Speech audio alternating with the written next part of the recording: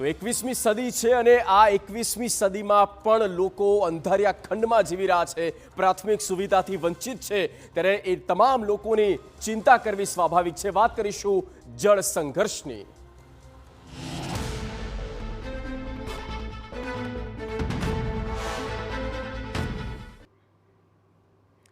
ભોરત ગામ, છોટાઉદેપુર। આ ગામમાં નળ તો છે પરંતુ પાણી નથી, કોઈ હેન્ડપંપ કામ કરતા નથી અને મહિલાઓ દરરોજ પાણી માટે વલખા મારવા પડે છે। કેન્દ્ર સરકારની નળ સે જળ યોજના અમલમાં તો છે, પરંતુ ગ્રામજનોને તેનો ફાયદો ક્યાં? ચાલો જોઈએ આ સમસ્યાની હકીકત શું છે।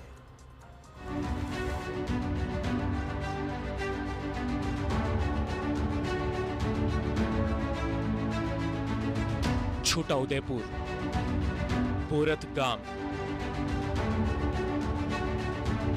પાકા રસ્તાઓ, પાણીનો બોર, પણ પાણી જ નથી। પાણીના વલખા મારતી મહિલાઓ। આ છે છોટાઉદેપુર। આ ગામનું નામ છે ભોરત ગામ। આમ તો આ છેવાડાનો ડુંગરાળ જિલ્લો, એટલે પાણીની સમસ્યા અન્યની તુલનામાં થોડીક હોય તો એ સમજીએ, પણ અહીંયા તો થોડી નહીં, સંપૂર્ણ મુસીબત જ મુસીબત છે। આ મુસીબત છે પાણીની। ગામમાં પાણી આવતું નથી, સુકાઈ ગયા છે નળ, નળમાં પાણીનું ટીપું નથી। સરકારની નળ સે જળ યોજનાનું અમલીકરણ અહીંયા છે જ નહીં। આ યોજના સરકારના ચોપડાથી બહાર નીકળતી જ નથી અને જેનો ભોગ બને છે સ્થાનિકો। છેવાડાના ગામડાઓ સુધી પીવાનું શુદ્ધ પાણી મળી રહે તે માટે કેન્દ્ર સરકાર દ્વારા નળ સે જળ યોજનાની જાહેરાત તો કરવામાં આવી છે, પરંતુ છોટાઉદેપુરમાં આ યોજનાનો અમલ માત્ર કાગળ પર થયો હોય તેવો ઘાટ ઘડાયો છે।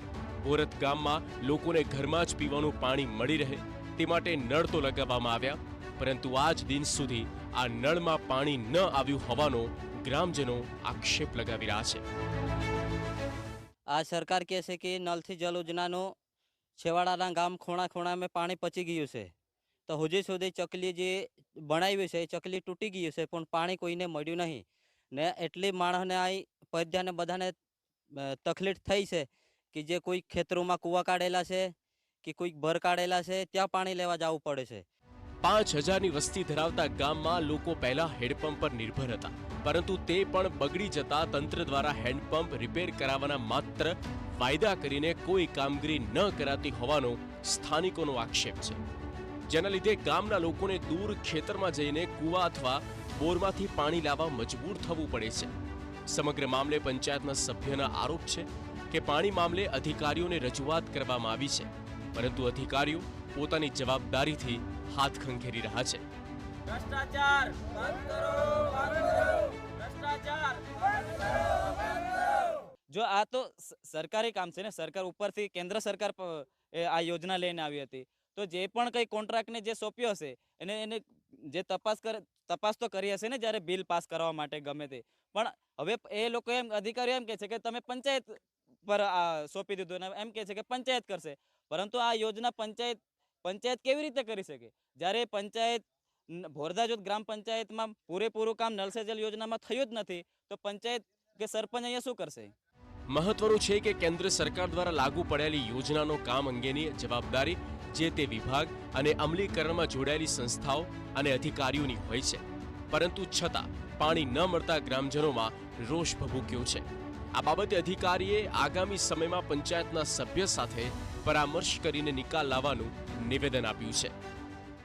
બોરદા ગામને નળ સે જળ અંતર્ગત બોર આધારિત યોજના બનાવીને 3 વર્ષ પહેલાં આપણે યોજના પૂર્ણ કરીને હેન્ડઓવર કરી હતી અને હાલ એને કાયમી સોર્સ માટે લેવાટ જૂથ યોજના મારફત પણ આપણે એને કનેક્શન આપ્યું છે। કોઈ એના અંદર સમસ્યા હશે તો અમારા ડિપાર્ટમેન્ટ મારફત અમે એમને ચેક કરાવી અને એનું પાણી કાર્યરત થાય એવા પ્રયાસો અમે કરશું પંચાયતના પરામર્શમાં રહીને। જળ છે તો જીવન છે અને અહીંયા જળ સંઘર્ષમાં જ જીવન નીકળી રહ્યું છે, ત્યારે સવાલ સ્પષ્ટ છે કે નળ લગાવ્યા પછી પણ પાણી કેમ નહીં? હેન્ડપંપ બગડ્યા છતાં રિપેર કેમ નહીં? યોજનાનો વાસ્તવિક લાભ કેમ નહીં? જો કે અધિકારીઓ પરામર્શ કરીને નિકાલ લાવવાની વાત તો કરી રહ્યા છે, પરંતુ ગ્રામજનો હવે વચનો નહીં, પાણી જોઈએ છે। જોવાનું રહ્યું કે તંત્ર ક્યારે જાગે છે અને ભોરત ગામના સૂકા નળોમાં ક્યારે પાણી વહે છે। મકબૂલ મંસૂરી, TV9, છોટાઉદેપુર.